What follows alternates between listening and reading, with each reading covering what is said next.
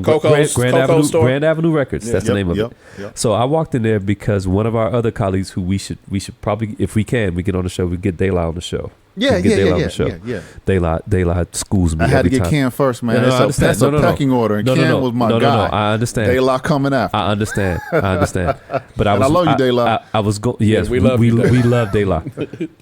Really, we love De La. Yeah, so I was waiting on her because she was supposed to be playing.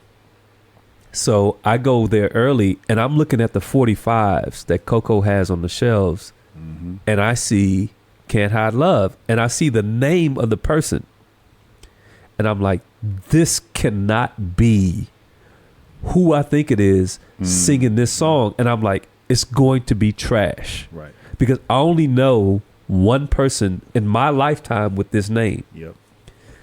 So I pull it up on YouTube immediately, and it's fucking dope. That version of that song is better than the Earth, Wind, and Fire. I'm gonna get to that. Better That's than the thing. Earth, Wind, and Fire. You ain't never heard nobody say that. Watch this shit. It's better than the Earth, Wind, and Fire version. Yes. Okay.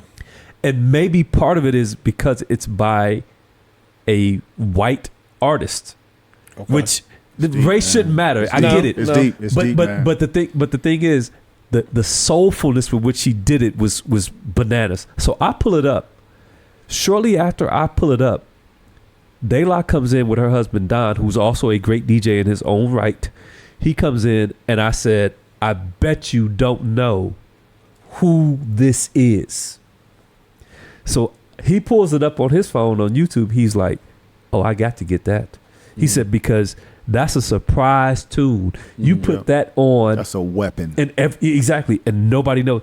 It's J.P. Morgan.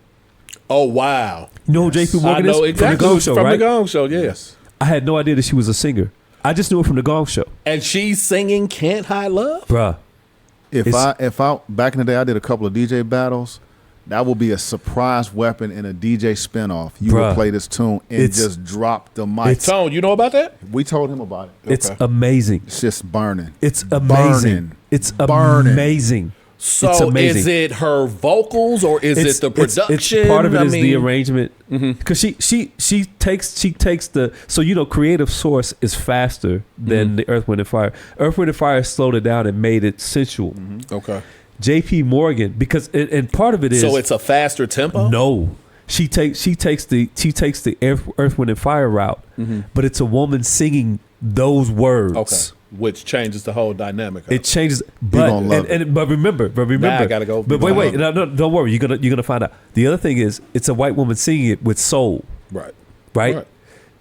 She kills it. The performance is dope. The surprise for me is that I know something's gonna be whack if you coming after Earth, Wind, and Fire. Right. You can't improve on that. That's going to be a whack. I wouldn't even look at it. I'd have been like, J.P. Morgan, get the fuck out of here. It has to be. Exactly. But that was the thing. That was the thing. I was like, I got to hear her because I'm sure it's going to be terrible. Doug brought it over here on vinyl. I'm a I bought the vinyl 45. head. So you bought it. So did you listen to it or you pulled it up and you pulled heard it up first before you bought it and bought it? But before I bought it, I told Don. I said, hey man. I said, do you know who that is? Because he didn't remember who J.P. Morgan was. Right. Okay, so the story that I told last time was this. J.P. Morgan was a judge, a regular judge on the Gong Show. Right. She got banned from the show permanently because one time Mean Gene, the dancing machine, came out. That dude. Right. She decides, and you can watch it on YouTube. She decides to open her shirt and bare breast. Yeah. She's sitting on the side of the stage. Breasts out. I remember that. Yeah. Breasts out. I think I remember that. So what I did was, of course, me being the nerd that I am, I went and dug around. J.P. Morgan had a singing. She has a catalog? Dude, she has a singing career. Because I would have thought that had to be satire. The beauty of music is the discovery at any point in time of shit you just did not know. Yeah. So people ask me, like, I get accused of playing old stuff too much, right? Steve in Detroit he keep playing disco, he playing that song. I'm like, y'all don't understand. I just got hip on some of this shit. Right. It's new to me. It's new to me. You know what I love? That's why I play classics. Rediscovering music. I like going through my drives and be like, God damn, I forgot all about that. Absolutely. I'm going to run it and then forget about the shit again. Because now let me tell you, one of his staples, and the thing is, what's funny is I can kind of sense when it's coming. I can't, not that he's predictable at all. That house remix of, I don't know who sings it, Portuguese Say Love. Yeah. Oh, yeah. I hear that. Yeah. Yeah, that's kid. Let me tell you how I made this tune, and I thought it was so hot, and it did nothing. And I'm in my mind, I'm like, fuck y'all. Y'all don't know how hot that shit is. I knew it was hot when Ken called me and said, can you send me that tune you did, Your Touch? I was like... That's still, to this day, one of my favorites. I was like... So... This motherfucker is... I didn't say, yo, man, here go my tune. I didn't push it to him. He discovered it on his own and be running this shit. And because you're a selector, that was validation. Like, I know this tune is hot. Because Ken White wouldn't be just, well, with me and Steve cool, I'm just going to run it. Get the fuck out of here. If it was whack, you're not playing it. I know you.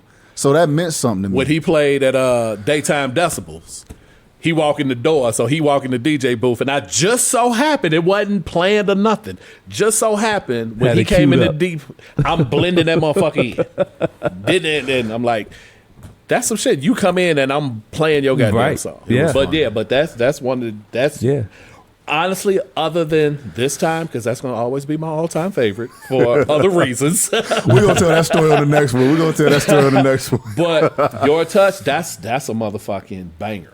Ken, we don't have much time left, but can you tell the people what you're doing nowadays and where we can find you or where we can look out for you? Can you tell the audience that? So, I mean, right now I'm just, working and being a dad, but October 7th, the Fallout, an outdoor autumn event out at East Lake Park, 10 to 6. The DJs on the list for this one, Mike Davis, Tommy Bolin, DJ B. Usual suspects. DJ, and that's a whole nother story because... Man, it's all good. DJ you B, say playing, Mike that's Davis. what the fuck playing. But here's the thing. I didn't. So it's to the point now where certain things I'm hands off. Sure. I'm hands off. I'm like, I want these two cats to play. Y'all do the rest. Gotcha. So...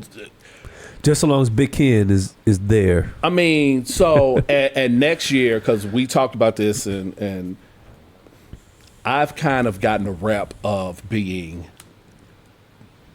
I don't know, bad guy, motherfucking controlling, but I want shit to be the way I want it to be. I'm the same way, man. You know what I'm saying? Yeah. And a lot of people can't deal with a personality like that. Right. But anyway, I want to kind of get away from the same circle of people and make it more diverse. Because there's a lot of cold DJs, the SA DJs, white boy DJs, not just the same that play, that can play.